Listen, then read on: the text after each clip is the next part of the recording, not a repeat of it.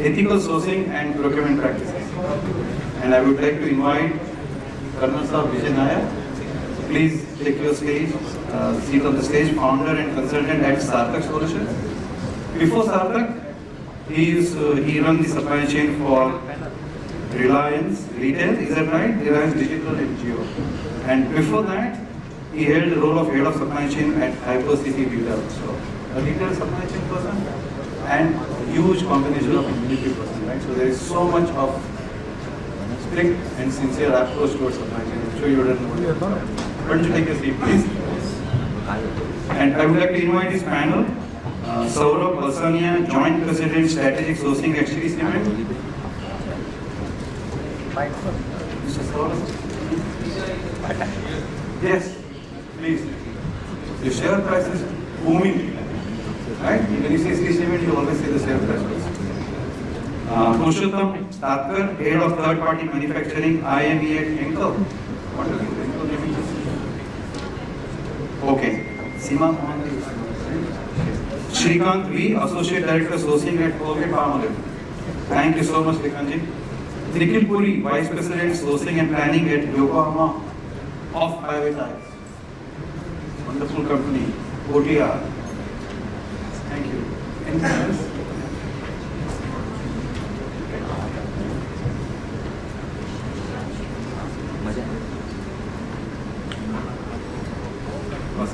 Sorry guys, some dropouts. But Himanshu, where are you, Himanshu? Where are you? Thank you so much. Good friend of Celerity, he just filled in today, right? You don't even know what is the topic. Just kidding. And then Vishal. Yes, Vishal. Shintre. All right, but all right. Captain Ji, Colonel Ji, sorry, your time 14:40 to 15:40. 1 hour from now, we start now, including Q&A, introductions, everything. Thank you very much. Over to you, sir. So, good afternoon, everybody. I think I got the difficult job to keep you on awake. The last two sessions have been active. Here we're going to do some listening, but let's see how interesting we can make this panel so that we get to learn something from here. Yeah. Hello. Okay. So, ethical sourcing is not exactly something which we are talking about, but I don't know if you all know that we rank 94% in the world, among the highest in many of the countries in ethical sourcing, in ethical practices, I should say. So we got Brazil, which follows us at 92. And I think consciously we have been very, as Indians, as somebody was saying in the previous, our lady panelist, that we are consciously ethical and sustainable in our practices. I want to tell you a small story. This was 1986. I'm that old. So we were in Sikkim, and we had a place called Lachung. Now, of course, the roads have come much beyond. Those days, the road was only up to the area called Lachung. If somebody has visited Sikkim, that is. Now, there used to be a carpet factory. It was a government initiative to educate the children in that carpet factory. So just because most of the children were engaged in job of carpet making, so the food was the incentive. And children were working in the carpet factory, and all these carpets were exported. Now, it's a question of, is it ethical?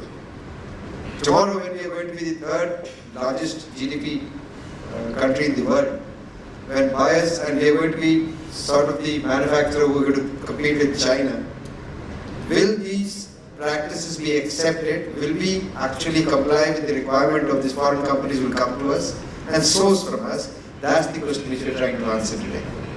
And thank you very much to the two new entrants over here. So they have just come in like they don't have any pre-knowledge of what we are going to talk of. We did discuss something with the other panelists, but thank you very much for joining this session.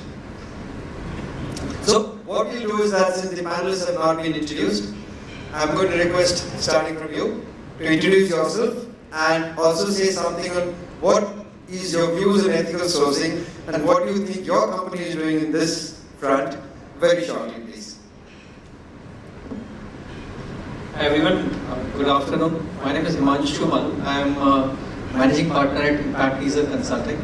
We are into hardcore supply chain consulting and help companies implement process improvement projects, different supply chain solutions, sourcing strategies, planning processes.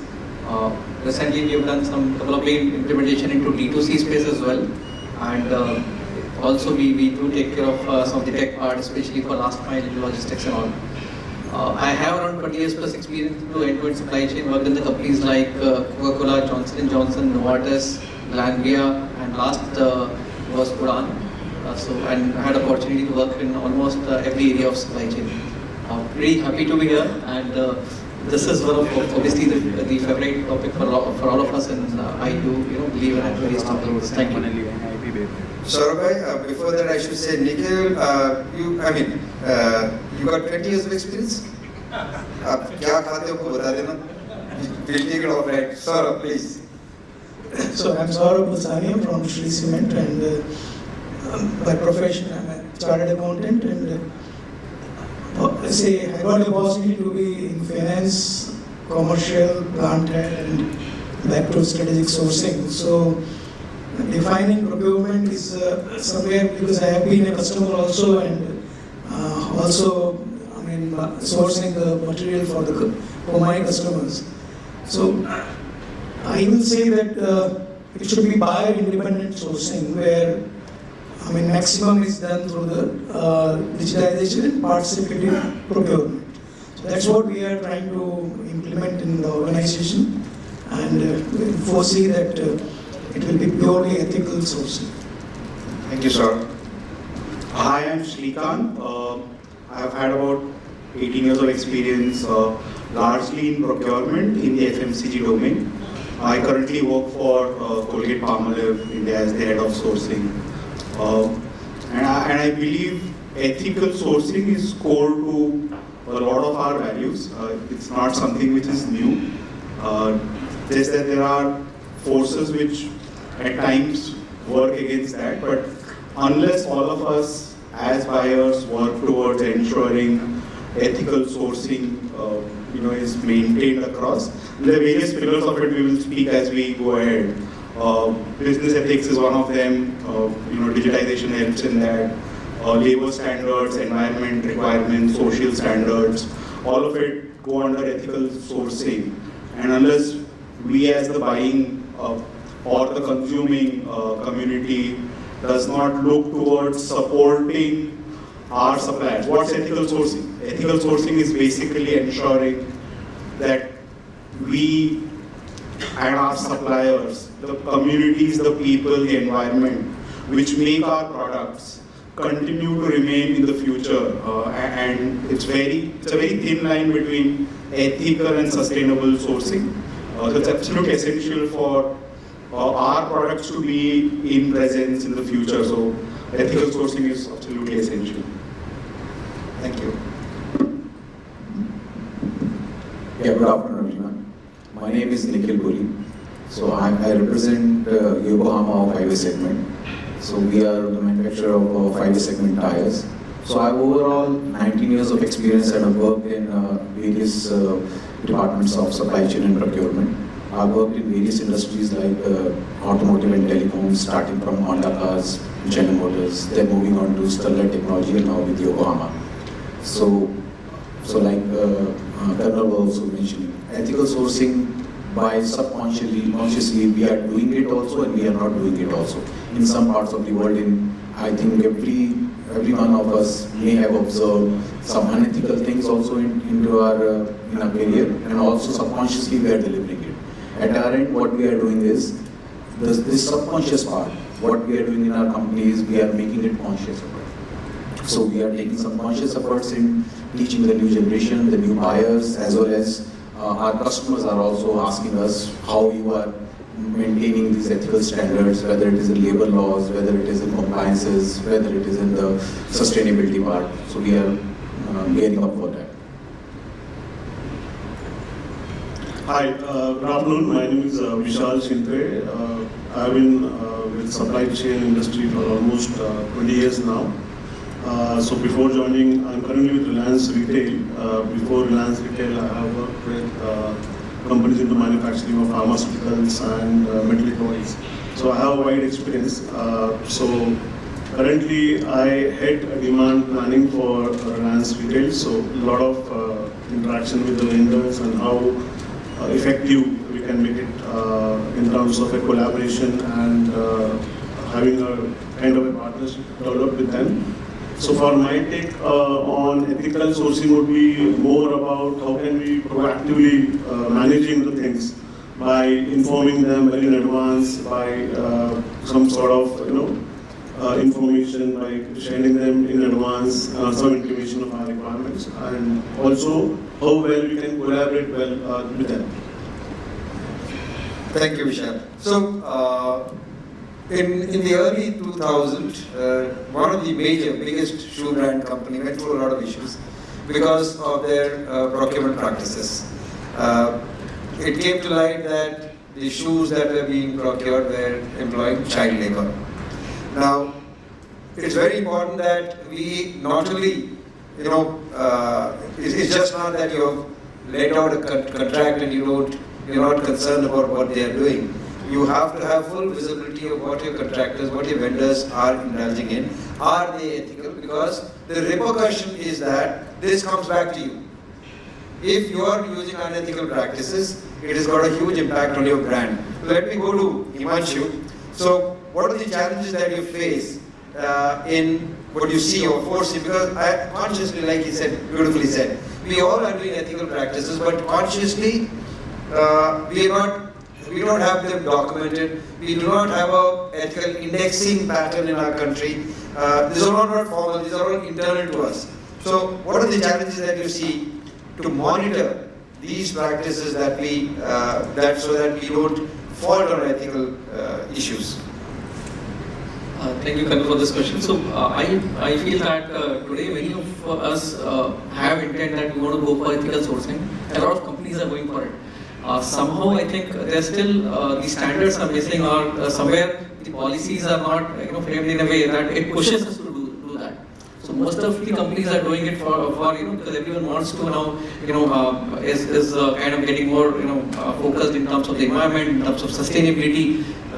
Ethical sourcing and the ethical way of working is the way forward for many of the good companies, right?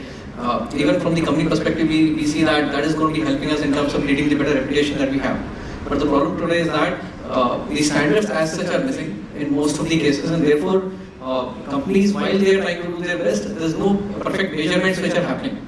Though outside, if you look at it, there are few, there are companies who are doing the ethical kind of audit. For example, Seiko is one of the company which does the audit and which takes care of the how our suppliers or how the companies are kind of scoring on some of the fundamental things, right? But as such, I think that there is no force that you have to implement it. You have to go with that audit report if you have to continue sourcing with particular supplier. It's company's choice which companies are making in terms of implementing it. So I think that's one challenge where the standards are coming in force, but still I think we're way far off, and there's a long way to go in terms of putting those standards in each and every bucket of the requirements, right? So for example, now plastic, we know that now there are a lot of kind of policies on plastic have come in, right? Policies are there with respect to say the child labor, but there are many other places where we still don't have those policies, and that's where I think the challenge is in terms of understanding where are we with respect to where we want to go. Sreekanth, you want to add something on that? Yes, I think there are two fundamental ways in which you could probably look at enforcing it. Enforcing is a difficult one, but probably look at enforcing it.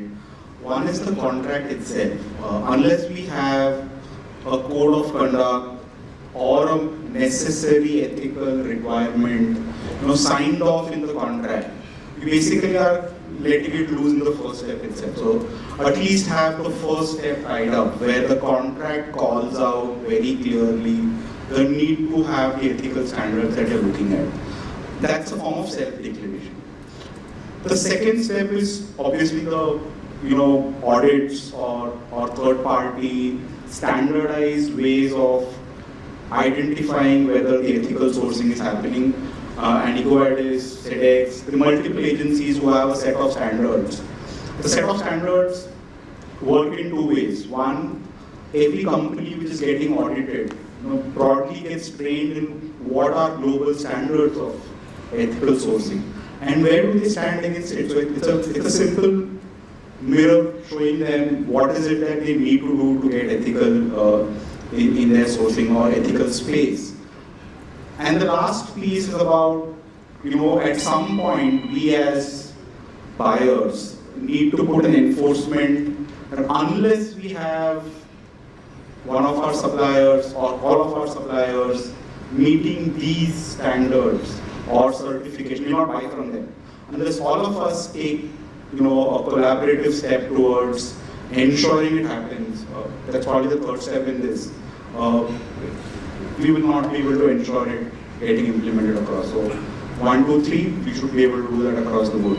So are there some certifications available currently? Because we know that there are some companies, I took the name of large shoe manufacturing, so they've got some ethical code of conduct and ethical training manual, which they train their respective vendors and sources to get this. Currently, are there any certification agencies available in the country? Yeah, you're saying. In the country, so there is a standard, the EcoVadis and ETI is being widely accepted, ethical trade initiatives, which is being widely accepted in India right now. So most of the organization, the trust is coming from actually the overseas players, overseas customers, people who are exporting out of India. So they are making a mandate that, okay, you have to follow these practices, whether you go for EcoVadis, whether you go for S8000, but ethical trade initiative, which largely covers all these basic fundamentals, freedom for employment, there should not be child labor, no excessive working hours, so on and so forth. So these are being covered. But most importantly, the challenge, I just want to add something on the last question itself. The challenge is the cultural difference. When we want to deploy this ethical sourcing, it is like an uncharted field. As soon as I said, subconsciously we are doing it. But as soon as you start speaking with some of the people in a smaller group, they say, oh my God, what is this? Our workload is going to increase, and this has come directly from the buyers itself. They said that, oh, I have to do these set of things. The suppliers come up and I have to follow these set of things. So these are some of the challenges that actually come up and stop you in implementing it. Yes, there has to be a regulation which will enforce it, but before doing that, there has to be a adaptation at the top level, at the management level. The cultural change has to come. If you want to deploy ethical sourcing into your organization, it has to be top driven. So the management, the top management has to understand, yes, this is the way of doing things. Similarly, the same dogma was being experienced by digital supply chain also. I think a decade ago, today it is no longer a difficult thing. Everybody is talking about. Similarly, we have to do that. So Nikhil, here we are more talking about self-governance kind of thing. Saurabh, I want to come to you. See, this whole thing about manufacturing started off first in US, then went to Europe, then went to Japan, then came to South Asian countries. What happened is suddenly all these big consumers found that भाई यहाँ तो labor बहुत cheap है, हमारा काम फटाफट हो जाएगा. What happened is when the governance came inside from the external agencies like the UN, the Greenpeace, and those kind of people, we realized, all these companies realized, or the world came to know that it was more of exploitation that was adding to their margin. Now, in your industry, which is kind of a labor-intensive industry, how is this aspect, monitored? How do you govern this particular aspect of it? See, just to go back slightly, more important is that every organization has a code of conduct for procurement or sourcing, but how we are enforcing it, that is very important. How we are taking regular reviewing it, that is very important. As far as the labor, we basically deal with 60% of the procurement is service procurement in an industry like ours, where there are certain fixed labors and certain ad hoc labors which we employ. Now, most important is that the day the contractor is being, due diligence is being done for the contractor and the labor. What are the standards of due diligence? How we are ensuring that we are getting the right contractor and onboarding the right contractor. Financial condition also, the expertise also, and the quality of deliverables also that is to be seen. And before, as one of my colleagues said, that contracting is the major important part, that how we are ensuring that the right contracts are being placed. Once that is being done, now the day the contractor reports at the gate and with the labor, right from there, all the due diligence has to be done. Because of emergency or because of any immediate requirements, if you are avoiding those gate in formalities, then definitely you will fall prey to many of the things that you don't want to happen. Another important is that skilling, how far we are, say, the industry like ours is enforcing skill development in our organization. And once this is being done properly, the exploitation part will never come. Why? Because you will be dealing with the right number of labor in the plant. Secondly, non-ethical practices will also not get into, because that happens only when you are dealing with higher number of labor than desired. And when you are scaling them, then definitely the exhibition part will also not be delayed. Anything which overruns also attracts unethical practices. So this way, what we are trying to do is that, there are many states where we are operating. In few of the states, the attrition rate is too high. And there what we are trying to do is to scale up the labor, to start certain internal training centers or internal trainings for the labor, so that our engineers are not falling into those low-level activities. And the labor is trained and attrition rate is low, and less number of labor can deliver what is desired. Thank you, Saurabh. So what we are saying over here is we are especially referring to child labor like stuff, where we find that in certain parts of the country we need to still see child labor, especially in the industry of yours, where the labor which is being utilized are not always certified for the age. And we may be inadvertently employing child labor. So I'll put a small point before I come to you, Maloo, is that India is a country we introduced minimum wages in 1948. So and we comply by it to a very large extent. Earlier we would not maybe, but now certainly almost everybody, everybody over here would be complying, because that's again inadvertently, subconsciously we are doing it. Plus we got regulations. However, this risk always remains. Yeah, go ahead. Sorry, go on.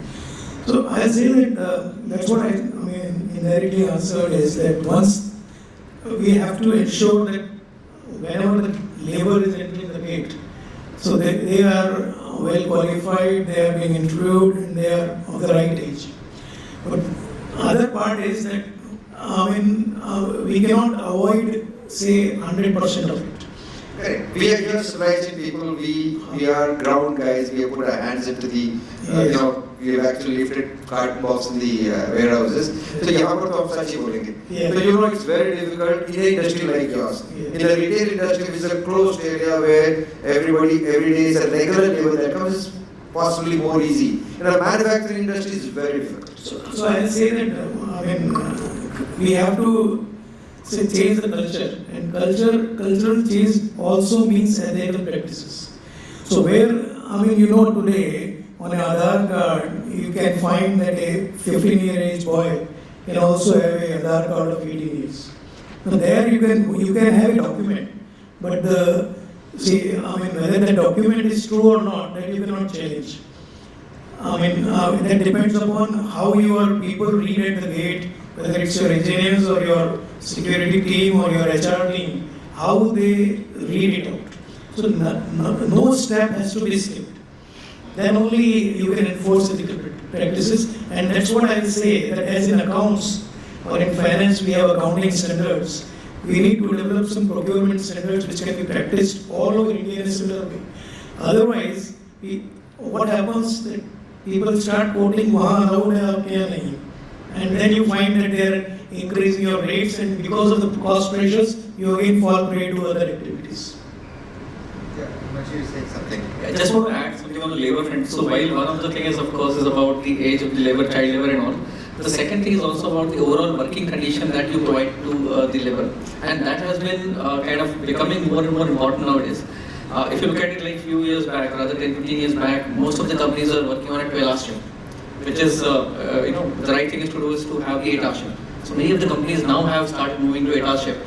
And within that also, now the expectation even from the labor front is that you're going to provide them much better working, conditions, right? There's already shortages of laborers in many of the places in the country. The cost is going up, and now if you have to retain them, right? Since already there is a shortage, if you have to retain them, it's not just about the kind of compensation or the money that you are, the wages that you give them. It's also about the working condition you kind of provide them. I just want to give one example. So a couple of years back, we were handling the dark stores and dark store, which is basically within the city limits. And so what used to happen is during this e-commerce big days, big sale days, during that time you see a huge attrition in the other industries.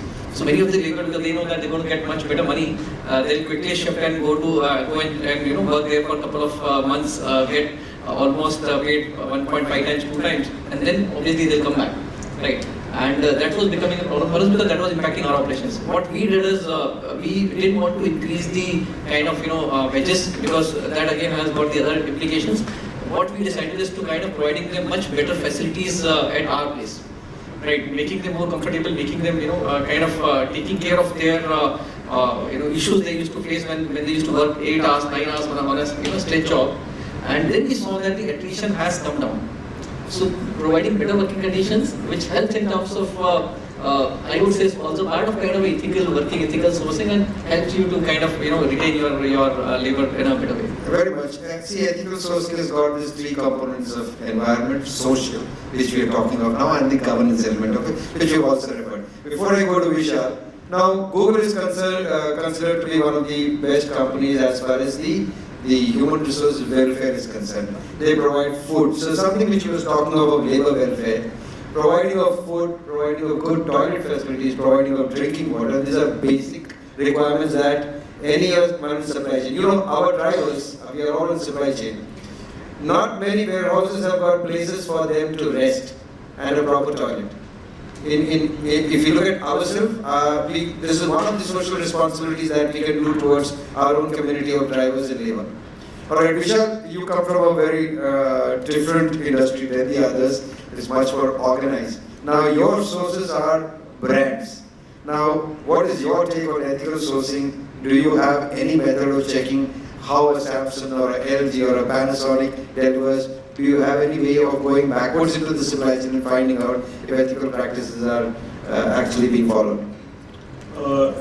Yes, so we do have annual POTs and agreements with the suppliers, and there are certain clauses which we have to abide with, and they have to, as a supplier, has to abide with. And based on that, we try and evaluate them and ensure that such kind of ethical practices are being really imposed upon. So that's one of the methods, and regularly also we do have certain kind of review mechanism with these vendors to just see in terms of product audits or inspections being done at their sites to see whether those are really being compliant. So that is one of the ways which we try and ensure that it is being done. So another challenge, Vishal, is on the electronic waste. And now, how is this as a policy being followed in the electronics industry or retail industry for actually making sure that we do not push all this electronic waste into soil fields? I'm not very sure about that because, but yes, I am sure for a company like Reliance there has to be certain guidelines and processes around it, but I'm not very sure about exactly how it is being taken. Sorry. So what we have over here, there were companies like Nokia, company like Samsung, who actually do collect, get back, and they got a percentage which has got to be done. Now, how are the retailers ensuring that much percentage is picked back is where the trick comes? Yeah. So now in the space of electronic waste, what is happening is if you see the retail outlets of all these, let's say the mobile phones and all, they have dedicated places where you can actually come and dispose of your mobile sets which are not in place, and actually the companies come and collect them from the site. a lot of agencies have come up. Like these are aggregators into the Indian space. Like you just have to contact them. They'll also approach you and they will collect it from your place itself, and they will make sure that all the compliances are being followed and it is being sent for recycling to a verified recycler itself where they are doing it. Also, the e-waste is one thing, but in general, the waste, there is a certification or there is a very known area of competence that is coming up is zero waste to landfill. Zero waste to landfill is every manufacturing sector, irrespective of the industry, is generating some type of process waste that is coming out of it. And that waste, out of that, much of them like plastics, rubbers, all these sort of metal and all are getting recycled. But there are some of the components which are not getting recycled. They are still going into the landfill. So actually these are so if you are being conscious enough how to take care of that, so there are global agencies who take care of that to certify you, but you have to take some initiatives, whether you take initiatives whether these waste will not go to a landfill, you find an application. Talking from my previous industry, we had one of our biggest process waste was glass, not general purpose glass, but it was a fiber actually, which is made of glass. Incidentally, it was going for landfill for decades all across the globe. But we worked with, surprised to know, with cement industries, and we found a use that actually cement industries wanted them for reinforcement. So till now, our substantial amount of waste was going for landfill. Immediately, everything was getting recycled. So we started contributing towards the society, towards the environment, and also it became the biggest pitching point overseas, because I think in India itself there were only 2 or 3 handful of companies who can actually say that we are not disposing one single percentage to the landfill. Thank you, Nikhil. That's very nice. Yes, Saurabh, you want to add? Actually, I think, that quantum of waste that has been generated by Indian industries across all the, see what happens is that unless we have extended producer responsibility for that, which presently is there for maybe last week it is there, and then for, slowly there is, for 11 items it is about to be enforced. So once it is there, then definitely it will be tracked properly that how much we are generating and how much we are collecting. Like for instance, we are throwing to the market almost 40 crores of bags per annum, cement bags. Now that weighs around 35,000 tons per annum. And we are collecting almost, you can say, 35,000 tons in maximum 3 months and co-processing it in our kilns.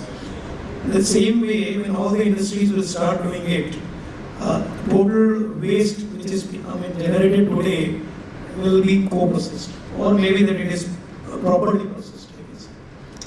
There's no wonder that we are going to be the 3rd largest economy in the world. So this is not a good practice happening. I want to throw a kind of a debate question over here. Is where is the line being legally right and ethically right?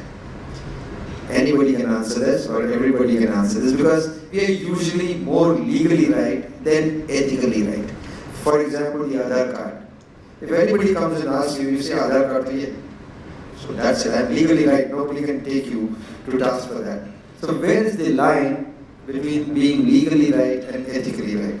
Who would want to take that?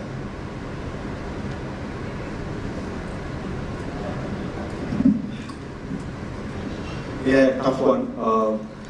I think all of us are legally right, for sure. And the first step towards being ethically right is to be legally right. I think that's the first part of it. Obviously, the piece of ethics has a bit of values built into it. So some organizations call out very loudly values of being caring, being inclusive, and that spreads not just in the organizations but also with the suppliers that we work with.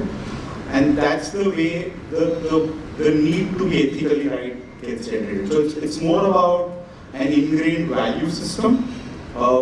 which would push us towards the ethical space. Legal space is something which can come through regulations and pieces around that. But I can't be very sure in saying that if you completely follow the legal practice, so in the sense, if you are giving the minimum wages, if you are giving 8 hours of work, or the time that you need to give at work, if you are giving everything that's a basic necessity that needs to be given to the people that work for you, are you crossing the line ethically anywhere? I wouldn't believe so. So largely the governance should ensure the ethical rightness happens. So I think how do we make this whole ethically right into a legally right space probably is the government's challenge.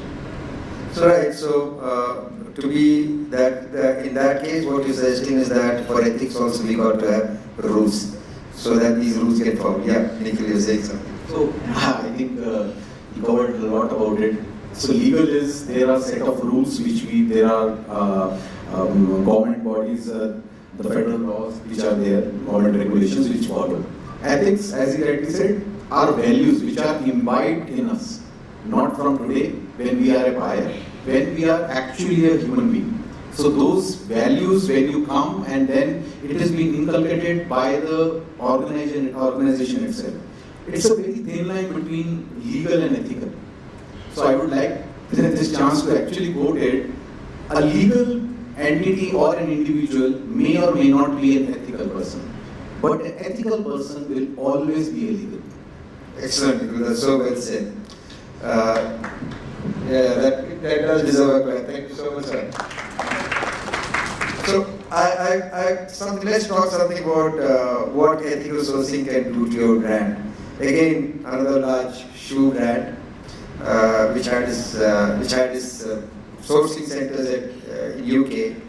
Now, these people had created a network of companies in such a manner that they were not paying zero taxes. So they got caught. I think they paid 530 million as penalty. Now, how does ethical sourcing actually build a brand, and how is it that you communicate this to the customer? So let's talk first about the financial aspects. So we'll ask our CA to talk about the financial aspects. Everybody's got Saurabh. So everybody's got companies. We have got companies within companies within companies where we move. Service provider is a company. Your supply chain is a company. Marketing is a company. So while legally you're right over here, ethically you may not be right because you're not paying the taxes which you're supposed to pay. So how do you view this from business standpoint and from ethics standpoint? So, as my colleague said, that there are certain legal rules.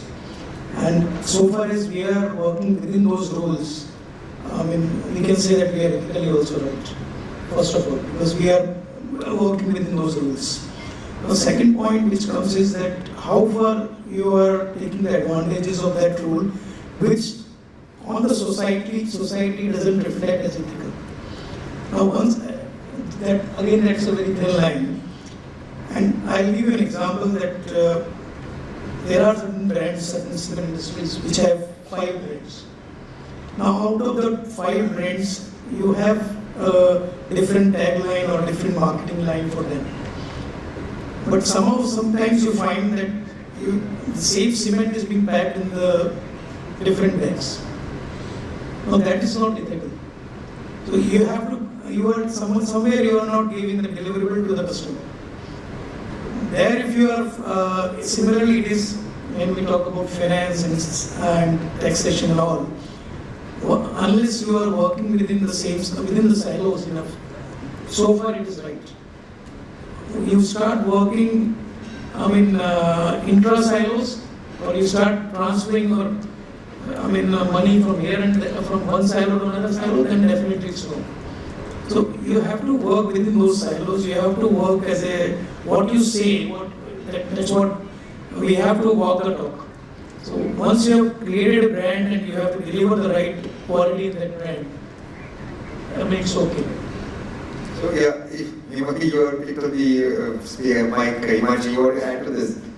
I think nowadays overall consumer awareness also has been increasing, overall, and thanks to social media and all these channels that we have, because of which even consumers are expecting brands to be more ethical, brands to be more sustainable. And we have seen like there are brands like Nike, which, for example, they created shoes where they're claiming that the sole of the shoes are completely made out of the plastics which are extracted from sea, right? So and they are taking that to an advantage, and not just that. In fact, those shoes are probably priced even at much more, at premium than the other shoes, and still have a high demand. So there are companies who are taking this to an advantage by clearly claiming it out and calling it out that they are ethical, they believe in ethical sourcing, and there are people who are definitely ready to pay for it. And I think there's nothing wrong. I think it's good that they're calling it out, because that also inspires a lot of other companies and brands to do the same thing. So the question which I asked was, how are we using ethical sourcing to promote our brand? So you have said one portion of it, that one of the companies is doing it in this particular manner. So can we have, how is it that we reach the customer and tell him that we are an ethical company, because that is going to give us leverage today. So look at the people sitting over here. I mean, I see majority less than 40. That's a kind of a representation of the country. Okay, so what happens is the new generation is willing to pay for sustainability, which was not the case a few years back maybe. We used to only look at profitability. So now the times have changed and people are willing to pay for sustainability. So in that context, how do we promote our brand by being ethical, by being sustainable? And how is it that we communicate this to the customer? I'll give you an example. One of the cement industries, now since cement industry is being called as a hard to abate sector, but then a lot of efforts are being done by cement industries to overcome that. And just I have to say one more line before I start. Share you one thing that any cement industry of the size existing in India generates 2 million ton of CO2 per annum. And out of that, 1.1 million comes out of burning of limestone. And where presently there are no solutions. But rest of it, 50% of it is through burning of coal, or using thermal coal for power generation, or using HSD. Now, cement companies have started getting, say into green logistics, or say using 50-55% of their power through renewable power, and also by replacing thermal coal or coal by industrial waste. Now, ethics says that since you have started taking steps towards greener cement, so certain industries have started marketing that this is a much greener cement. So it's ethical practice also, and definitely it's a greener cement because somehow it is having less CO2 carbon footprints. Yeah, Nikhil. When you say how the branding is being done, how people are benefiting it, the organization are doing it.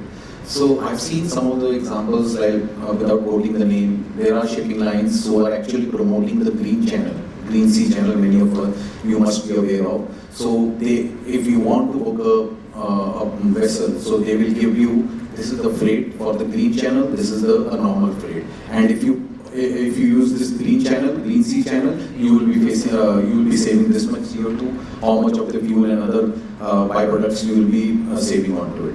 Some of the industries are branding it on the product itself, on their logo itself. You gave an example of shoe company,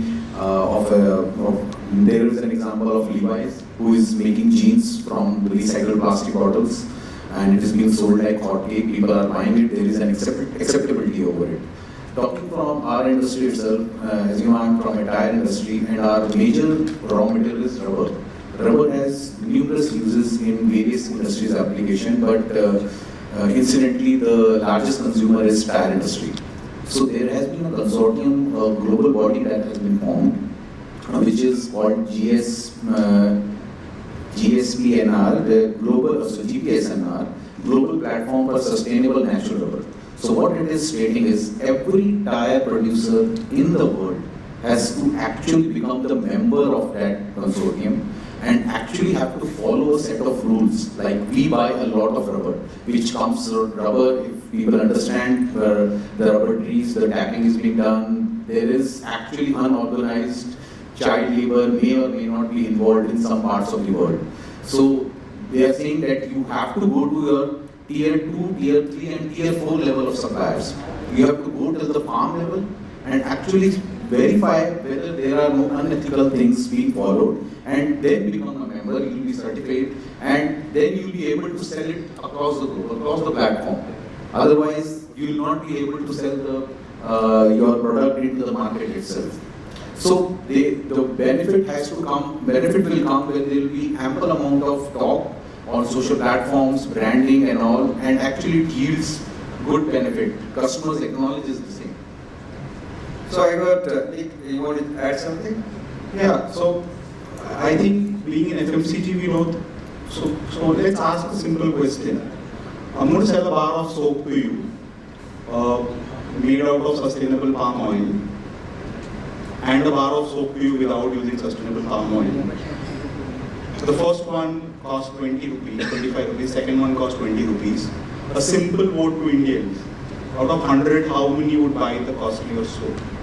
The consumers in India are not conscious of this at this point of time, and hence it's the brand owners and the producers' responsibility to ensure this change happens. So I think once the scale comes into place, so palm is a brilliant story, right? So you have sustainable palm oil, and most large organizations are committed to buying sustainable palm oil.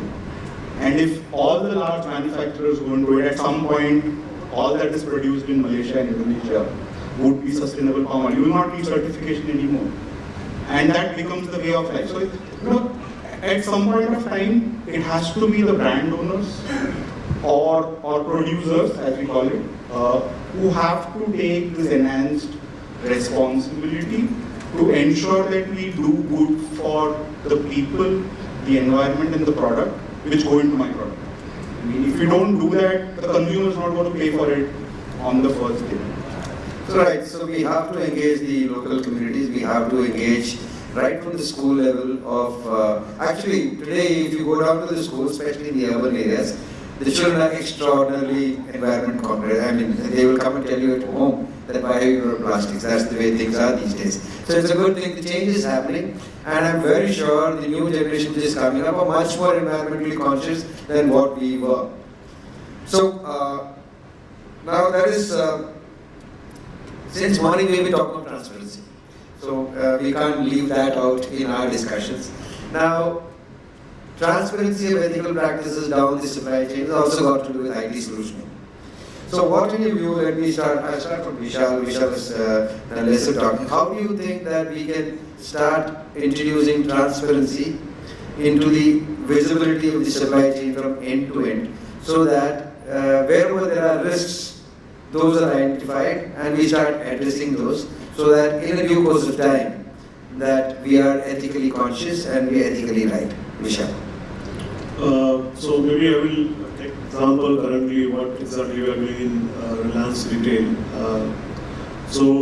What we have started is about, since I started off to take a point was proactive planning. So that's where we wanted to really give some kind of an advanced intimation to all our suppliers so that they really understand what is the kind of requirement we want to do, and based on that, they can confirm back what exactly we want to really sell. So that kind of technology is something which we are currently looking at, which will have some kind of information proactively be shared with the suppliers, so they get to know what is the kind of requirement, and accordingly they can plan. So ultimately, what I feel is somewhere down the line, if they are also made aware of the kind of requirement which is getting generated from the customers, it will also help them to plan it better and not put a backward stress, which would lead into an ad hoc kind of manufacturing, which would again come back to the end of manpower planning. So it's a overall a backward chain, I would say, which would impact the overall cycle, and this will really help. So that's why we are currently looking at different tools, technology, where we can have this kind of an advancement done. Thank you, Vishal. Yeah, what is it? So basically, one of the things, especially for most of the companies who are known and who are known for the brands and all, usually because of the reputation risk, they do have a good amount of efforts putting into the ethical sourcing. but the risk still remains mostly with the service provider, with the third-party service provider, with the suppliers, and that is the area where visibility needs to be created a little more. Right. So, for example, like if I am using say 100 suppliers, can I put a dashboard of how many of these suppliers are kind of meeting certain standard, right? So those kind of visibility is going to be helpful to the companies in terms of moving more towards the ethical sourcing. Internally, all the companies are trying their best to reduce, but when it comes to the dependency of the external parties, external suppliers and all, and that's where I think right now the risk is more. Thank you. Sreekanth? Yeah, so I think to build transparency, you need to first build awareness. I think a lot of manufacturers don't know what's their carbon footprint. It's not easy. I mean, to get to that data of what your carbon footprint is, you need to look at a lot of data points. There needs to be digital support to continuously generate that data. A lot of people don't know what's the kind of cost that's going into labor, how many shifts people are working, how high or low below wages that you are kind of operating. So basically awareness is the first step towards knowing what is it that you need to find out. And then there's a lot of digital support that's currently available to build transparency into that information. And again, you pointed out common platforms. I think we don't have a common platform which gives a set of standards that needs to be followed across. And if there's some way we could adopt a common standard across, it builds that level of transparency. So you have a common metric to measure everybody, and that builds greater level of transparency across the board. I don't think it's there, but it's good to have. So, talking about transparency, some of the listed organizations in India and some of the big conglomerates are actually rolling out sustainability annual report. I don't know how many people have seen it. One of my past employer, Vedanta, comes to the mind. They were actually rolling it out. They were actually putting it in that annual report, how much water discharge, what is the level of carbon CO2 emissions they have saved, how many trees, so what are the initiatives this year has been taken and what is the plan for it. So the stakeholders, the investors are aware of it. Not only stakeholders or investors. In fact, those reports are being going to their suppliers also. Bringing transparency is, you start, like my colleagues mentioned, we should have a very ironclad contract. But before you go into a contract, this discussion regarding sustainability or ethical procurement should start from the RFP stage, not at the contract stage. Otherwise, you will actually more often than not come into a difficulty. So from RFP stage, you start doing it. Then you also start educating your suppliers what you are doing into this space. They may not be aware as an organization, or you may be a big customer to them. But what actually you are doing, how you are doing it, training them. Gone are the days in which I'm sure everyone must have seen the audit check sheet. There was a line a decade ago, are you following sustainable practices? Take.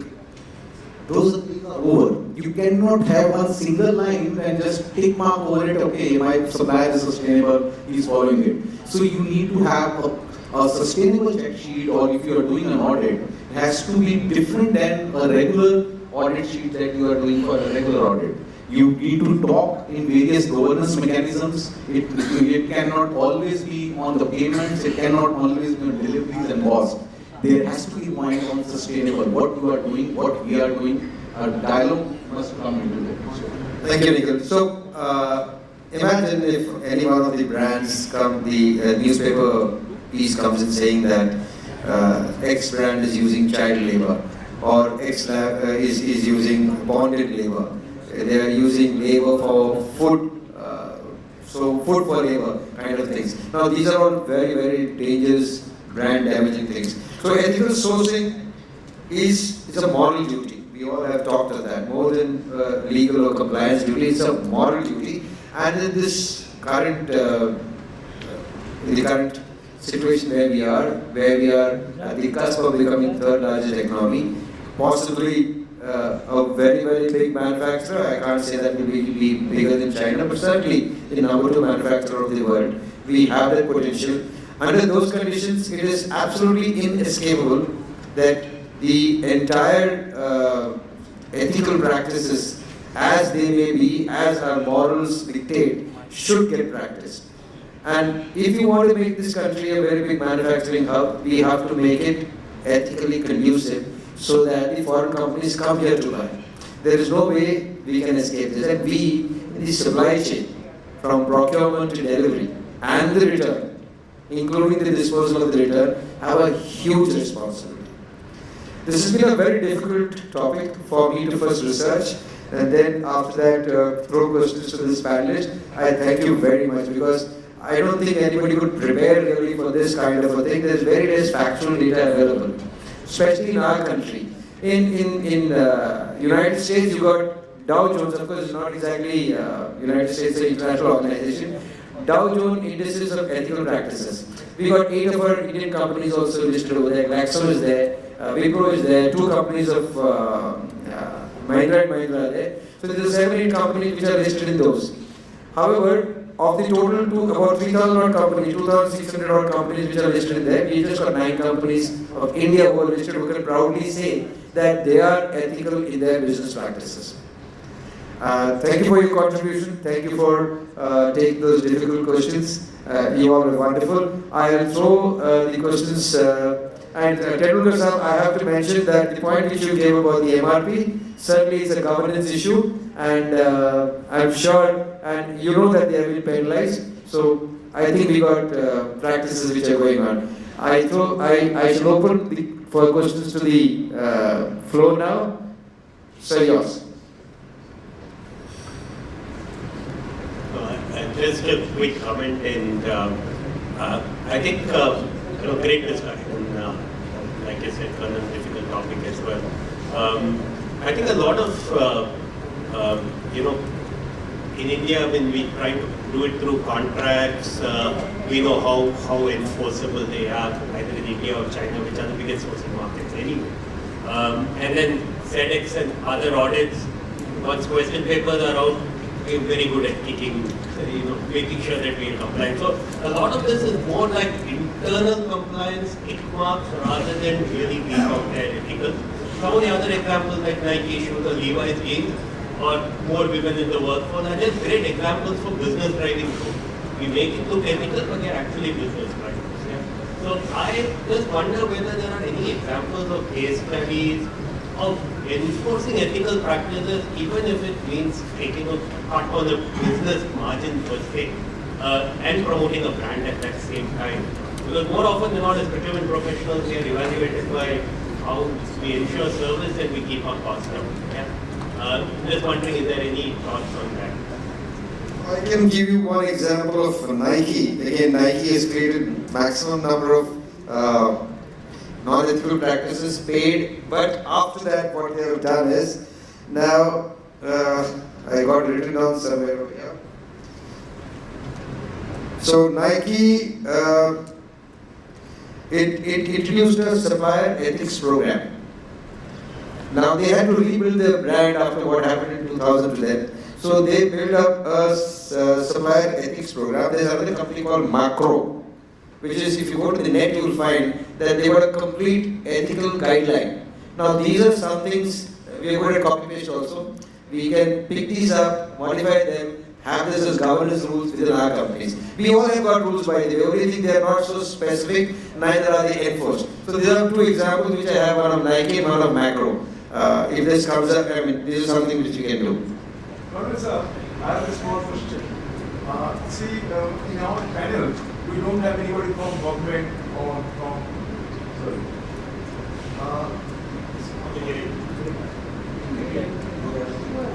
Government or public sector.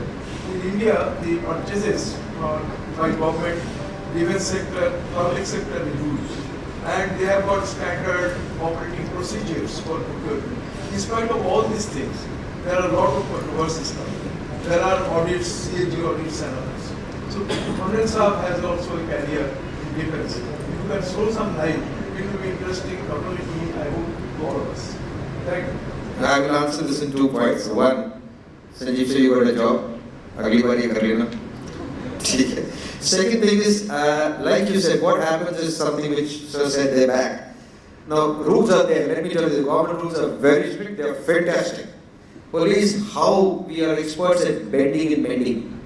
Now, as long as you don't have that kind of a compliance to actually tackle these, and again it comes from inside, those, and as long as we don't do that, I don't think we are going anywhere. I think we should correct ourselves first to make sure that we are morally, ethically right all the time. I mean, to break a rule is not easy, and to pay somebody a bribe and get over it is hardly a problem. We have to get over that. I think the new generation is going to do that. They do less of bribing. Karan sir, can I add the comment what you have? Karan sir, we don't need to go to Dow Jones Industry. I don't know whether anybody from Tata is over here. Tata's earlier name was Telco, Tata Electric and Locomotive. The chairman was Mr. Sumant Mandawkar. I was witness to that event. When he was the chairman, there were only two products. I tell you what his ethics is. One is Tata Sumo, other is Maruti. Entire board, including JRD, pressurized him to jack up the price. And his statement is very, very prominent in the Indian industry. He said, I will not increase the price by 1 rupee because I have not added anything to my Tata Sumo. He was a mechanical engineer.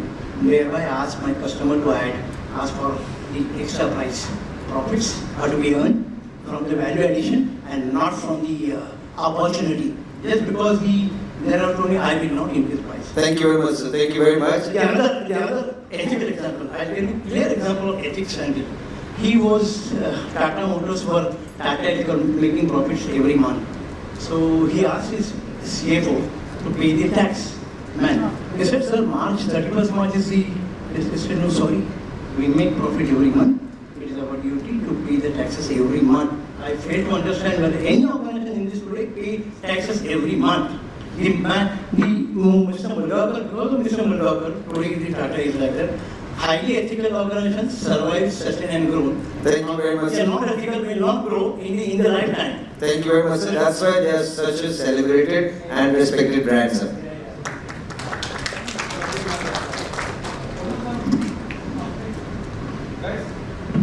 आपने एक सवाल पूछा था हिमांशु को कि कौन सा चक्की का आटा खाते हो, तो ये चक्की का आटा पीने का फंडा नहीं है. He started working at age of 12. He is a child abuser. Right now you can arrest him. Finish. He is 33. He started working at age of 12. Am I right? Absolutely. So, that's fantastic. आपके पास आपका gun है? नहीं है. चलो ठीक है. But anyway, keep you have figured out applause and then Sharu, amazing work.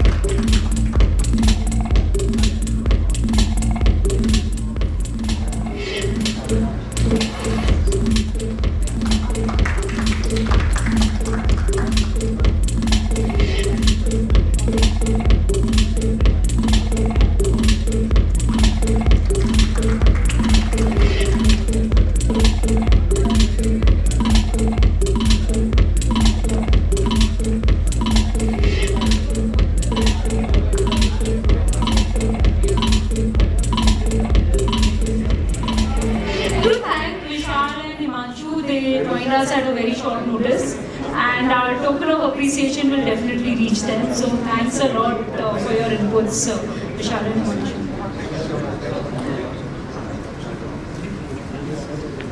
So Himanshu doesn't get any. What is the big benefit in joining last minute? Just kidding.